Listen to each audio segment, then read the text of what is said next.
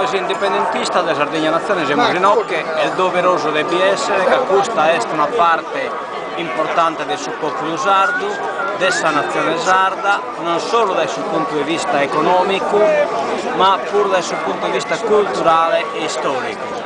Los pastores sono una specie di filo conduttore e di continuità e di resistenzialità della nazione sarda. Oggi siamo ginocchia per difendere la dignità di questa categoria che, essendo colpita economicamente, viene in condizione tale che può essere colpita pure questa dignità personale, economica, delle sue squille e delle sue famiglie.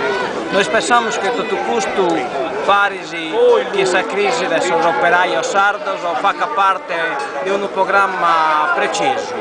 Si chiede di ridurre questa terra a sa miseria per poi la poter ricattare da parte del Stato italiano a maniera e a convegno ai soldi. Non ultima la questione del suo nucleare. Hanno paura di esasperazione sia la nazione sarda del suo pastorio, sia la nazione sarda del suo operaio, in modo che poi una proposta del suo nucleare diventi una proposta accettabile, possibile e in qualche maniera pure precata da chi deve dare a mancare a sua famiglia e da chi in qualche maniera mantiene la sua dignità.